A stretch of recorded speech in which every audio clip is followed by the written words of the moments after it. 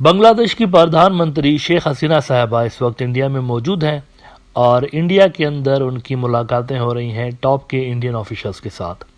उनके इस विज़िट के अंदर 6 बुनियादी ऐसे मुद्दे हैं जहां पर दोनों मुल्क बातचीत कर रहे हैं।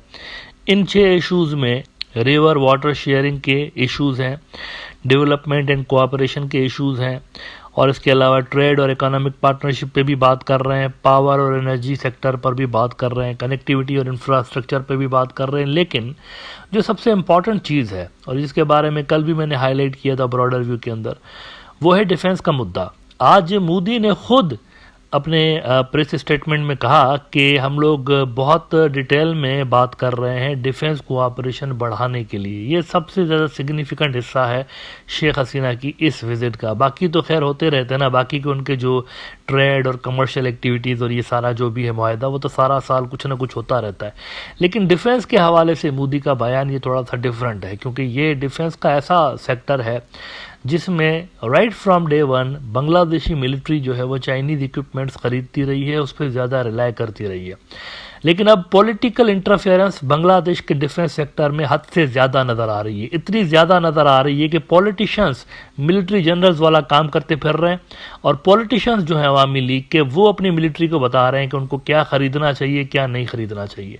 मतलब ज़रूरत हो या ना हो इंडियन प्रोडक्ट्स की। लेकिन शेख हसीना का मानना है कि चूँकि इंडिया उनका दोस्त है और पॉलिटिकली उनको फ़ायदा देता है, लिहाजा हमें एनी हाउ इंडिया की जो डिफेंस इक्विपमेंट्स हैं वो ख़रीदने चाहिए। इसके कॉन्सिक्वेंसेस क्या होंगे, इस पे कुछ देर में बात करते हैं। लेकिन ज़रा मोदी का ये स्टेटमेंट देखिए जो कि ANI ने रिपोर्ट किया है।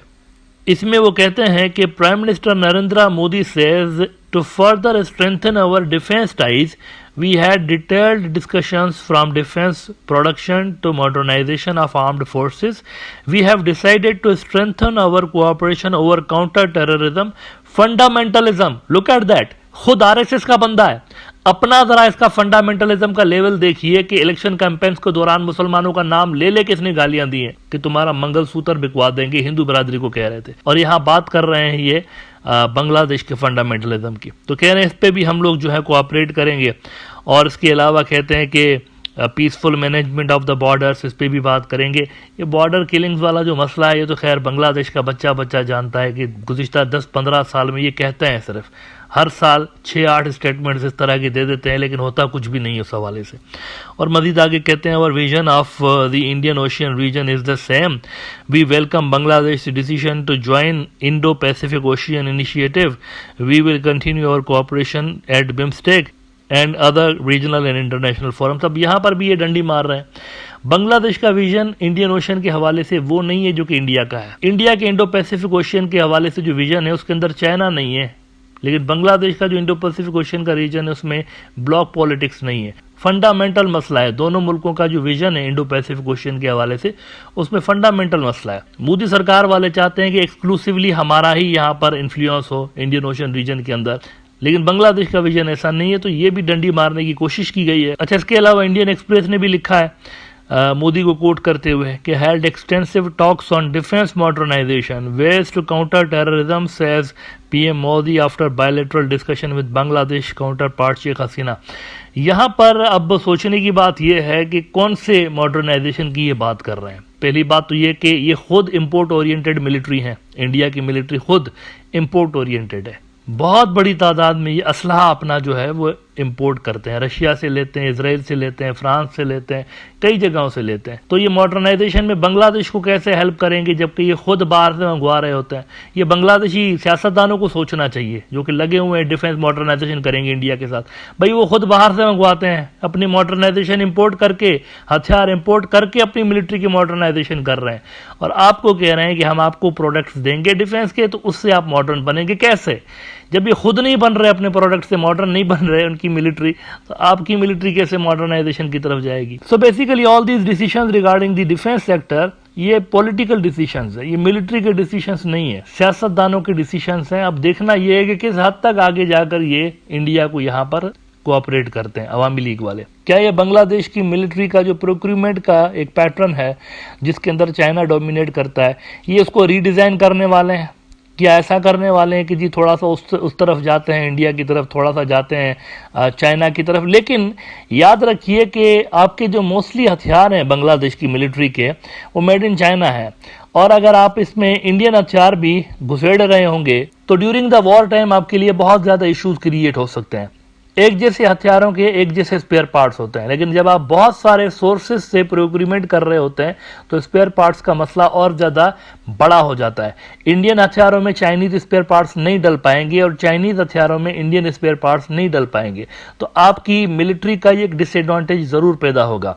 इसके अलावा भी आपका 3 अतराफ से बॉर्डर इंडिया के साथ लगता है, आपके ऊपर आके कंबोडिया वाले हमला नहीं करेंगे। आपके ऊपर अगर इमीडिएट थ्रेट हो सकता है तो इन्हीं बॉर्डर्स के ऊपर हो सकता है, जो कि म्यांमार और इंडिया के साथ जो बॉर्डर लगता है। म्यांमार के साथ छोटा सा बॉर्डर है, इतना लंबा बॉर्डर नहीं है, उसको कंट्रोल करना आसान है, लेकिन इंडिया का इतना सा लंबा बॉर्डर है। बांग्लादेश की मिलिट्री अगर इंडियन वेपन्स के ऊपर डिपेंडेंट हो जाएगी तो सॉवरेनिटी के ऊपर ही कंप्रोमाइज हो जाएगा, क्योंकि उसके बाद आप इंडिया से लड़ नहीं पाएंगे। अगर आप उन्हीं के हथियारों पे डिपेंडेंट होंगे तो उनसे लड़ने का ऑप्शन खत्म हो जाएगा, वो आपको अपने खिलाफ लड़ने के लिए तो वेपन्स नहीं देंगे ना।